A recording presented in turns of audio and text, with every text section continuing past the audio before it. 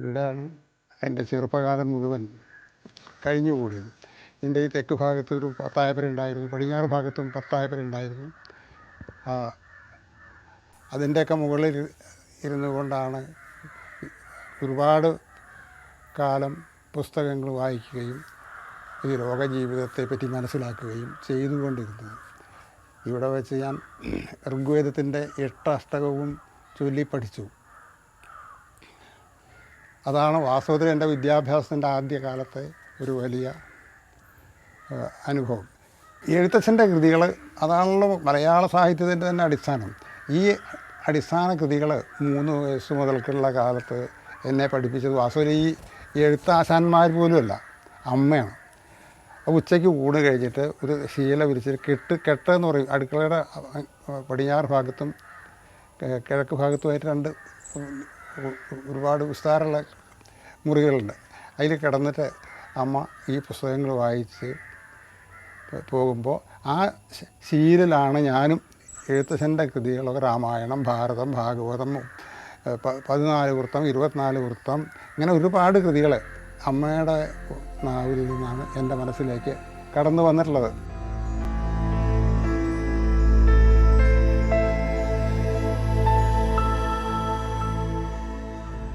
ഞാൻ കവിയായി തീർന്നതിൻ്റെ മുഴുവൻ പശ്ചാത്തലം അടിസ്ഥാനപരമായിട്ട് ഇവിടെ നിന്നാണ്.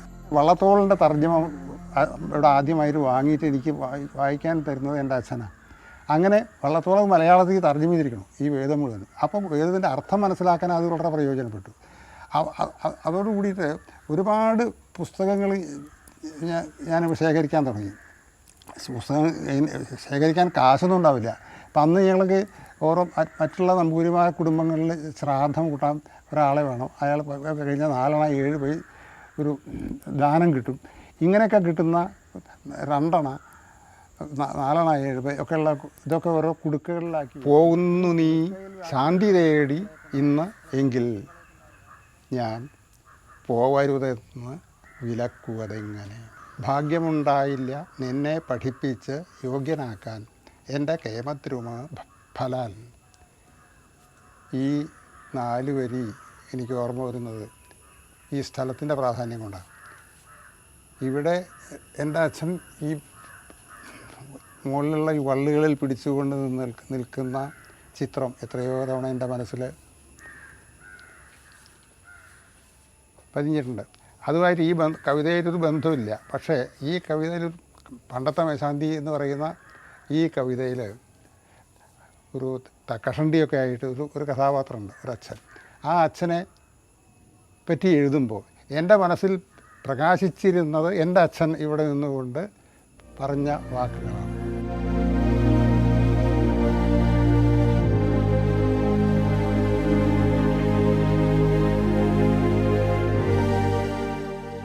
ഇതാണ് ഞാൻ പഠിച്ച കുമരനെല്ലൂർ ഹൈസ്കൂള്. ഞങ്ങളുടെ ജീവിതത്തിൽ ഏറ്റവും ശ്രദ്ധേയമായ ഒരു സംഭവം എന്ന് പറയാനുള്ളത് 5th 4th പഠിക്കുമ്പോൾ അത് നേരെ മുന്നിലുള്ള ഈ ക്ലാസ്സിൽ പഠിക്കുകയാണ്. അപ്പോൾ അന്ന് സ്വാതന്ത്ര്യം കിട്ടുന്നത് വരെ ഇന്ത്യയിൽ മോറൽ ക്ലാസ്സുകളുണ്ടായിരുന്നു. ഞങ്ങൾക്ക് ഈ മോറൽ ക്ലാസ് എടുക്കാൻ വരുന്നത് വെങ്കട്ടരാമയ്യർ മാഷ് പറഞ്ഞിട്ട് സയൻസ് പഠിക്കുന്ന മാഷാണ്. അങ്ങനൊരു പുസ്തകവും കൊണ്ടാണ് വരണം. കയ്യിൽ ഇവിടെ പുസ്തകം വരുന്നു. വന്നിട്ട് ക്ലാസ്സിലേക്ക് കിടക്കുമ്പോൾ കുട്ടികളൊക്കെ ഹോ ഭയങ്കരമായി ചിരിച്ചു. എന്താ കാരണം? കോട്ട് മറിച്ചിട്ടിരിക്കുന്നു. മറിച്ചത് അങ്ങോർക്ക് അറിയില്ല. അത് അപ്പോൾ അങ്ങോർക്ക് മനസ്സിലാവുന്നില്ല, എങ്ങനെയെങ്കിലും നോക്കുന്നുണ്ട്. അപ്പോൾ ചെറിയ കൂടുതൽ പിന്നെയും ഭയങ്കരമായിട്ട് വർദ്ധിച്ചു. അപ്പോൾ നിർത്തണം നോക്കാം ബഹളം കൂട്ടി. ആരും ചെറിയ നിർത്തുന്നില്ല. അപ്പോൾ മോണിറ്റർ ചുവാന്ന് പറഞ്ഞു. എൻ്റെ മറ്റേ റൂമിൽ ഒരു ചുവറിലിരിക്കുന്നുണ്ട്, അത് എടുത്തുകൊണ്ട് പോവാ. അതെടുത്തു കൊണ്ടുവന്നു.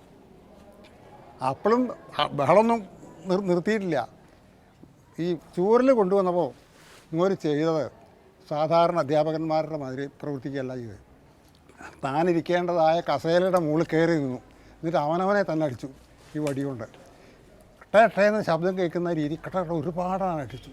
അന്ന് ഈ അടി കൂടുതലായി നിർത്തണം സാർ. എല്ലാവരും വളരെ ശാന്തരായി പറയാൻ തുടങ്ങി.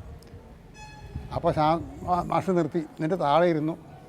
അവൾക്ക് വേർത്തു, ടവലെടുത്തു പറഞ്ഞു, ഞാനിത് ചെയ്തില്ലെങ്കിൽ നിങ്ങൾ ഈ ശബ്ദം നിർത്തുമായിരുന്നില്ല. വാസ്തവത്തിൽ മോറൽ എന്ന് പറഞ്ഞാൽ ഞാൻ എന്നെയാണ് പഠിപ്പിക്കേണ്ടത്. ഞാനൊരു നല്ല അധ്യാപകനായിരുന്നുവെങ്കിൽ നിങ്ങളിങ്ങനെ ഉറക്കെ ബഹളം കൂട്ടുമായിരുന്നില്ല. അത് എന്നെ ആണ് ശിക്ഷിക്കേണ്ടത്. അതാണ് ഞാൻ ചെയ്തത് എന്ന് അങ്ങോട്ട് പറഞ്ഞു. ഗാന്ധിയൻ രീതിയിലുള്ള ആ പരിപാടി, ആ ഒരു ശിക്ഷാ സമ്പ്രദായം അത് സ്കൂളിൽ വെച്ച് അനുഭവിക്കാൻ കഴിഞ്ഞു എന്നുള്ളതാണ് ഞങ്ങളുടെ വിദ്യാഭ്യാസ കാലത്ത് ഏറ്റവും ശക്തിമത്തായ ഒരനുഭവം.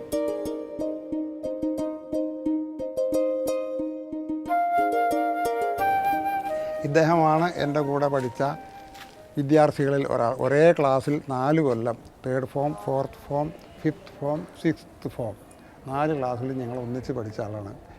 ഇപ്പോൾ അദ്ദേഹം കേരളത്തിലെ പ്രശസ്ത കവി PM പള്ളിപ്പാടാണ്. ആ പഠിച്ച കാലത്തുള്ള സംഭവങ്ങളൊക്കെ പള്ളിപ്പാടിന് ഇപ്പോൾ ഓർമ്മ ഉണ്ടാവില്ലേ? ഓർമ്മ എത്ര കൊല്ലം പഴക്കാണ്.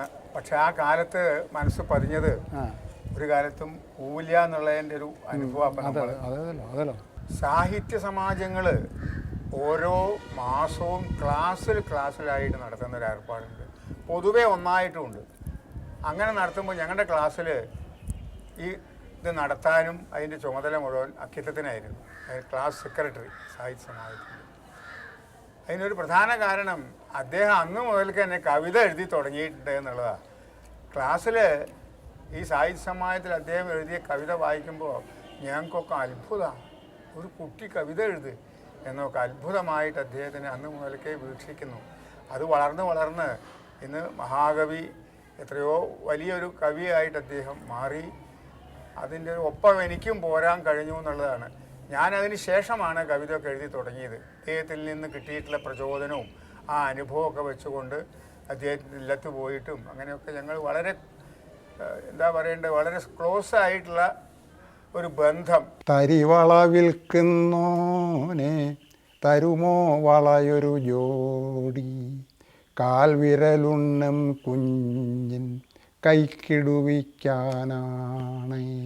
തരിവള വിൽക്കുന്നോനെ തരുമോ വളയൊരു ജോഡി, കാൽവിരലുണ്ണം കുഞ്ഞിൻ കൈക്കിടുവിക്കാനാണ്. പൊന്നും രത്നക്കല്ലും തന്നിടണമെന്നില്ല, കുപ്പി വളയ്ക്കും മോഹം, റബ്ബർ വളയ്ക്കും മോഹം. അമ്മ കുളിക്കാൻ പോയി, അച്ഛൻ തേവാൻ പോയി. അമ്മ കുളിക്കാൻ പോയി, അച്ഛൻ തേവാൻ പോയി. മേശത്താക്കോലില്ല, കാശും കൈകളിലില്ല.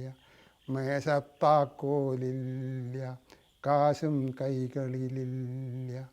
തരിവള വിൽക്കുന്നോനെ തരുമോ വളയൊരു ജോഡി. കുട്ടിക്കാലത്ത് ഒരു 3 വയസ്സിൽ എഴുത്തിന് വെച്ചു. അതിനുശേഷമുള്ള കാലഘട്ടത്തിൽ ആദ്യമായിട്ട് എന്നിൽ പ്രകടമായ ഒരു പ്രവണത എന്ന് പറയാവുന്നത് ചിത്രം വരയ്ക്കാനുള്ള ഒരു താല്പര്യമാണ്. വിരലുകൊണ്ട് പിന്നെ ചോക്കെടുത്തിട്ട് കരിക്കട്ട കൊണ്ട് അങ്ങനെ എന്തെങ്കിലുമൊക്കെ ചിത്രം വരയ്ക്കുന്ന ഒരു പ്രവണത. അങ്ങനെ ഇരിക്കുമ്പോഴാണ് 7-7.5 വയസ്സിൽ ഈ അമ്പലത്തിൽ ഇങ്ങനെ വൈകുന്നേരം ഒന്ന് മതിക്കും കുട്ടികളെ. ആ കൂട്ടത്തിൽ ഞാനും ഉണ്ടായിരുന്നു. എൻ്റെ സുഹൃത്തുക്കളായ അച്യുതൻ, പിന്നെ ശേഖരൻ, 2 കുട്ടികളുണ്ടായിരുന്നു. ഞങ്ങൾ 3 പേരും ഒരുപാട് നേരം വെള്ളത്തിൽ ചാടി നീന്തി കുളിയൊക്കെ കഴിഞ്ഞിട്ട് ആ തോർത്തും കൊടുത്ത് അമ്പലത്തിൽ പോയി തൊഴുതു നിൽക്കുമ്പോൾ അതിൻ്റെ 4 ഭാഗത്തും അന്നാരോ ഒരുപാട് കരിക്കട്ട കൊണ്ടുള്ള വികൃത രൂപങ്ങൾ വരച്ചു വെച്ചിട്ടുണ്ടായിരുന്നു.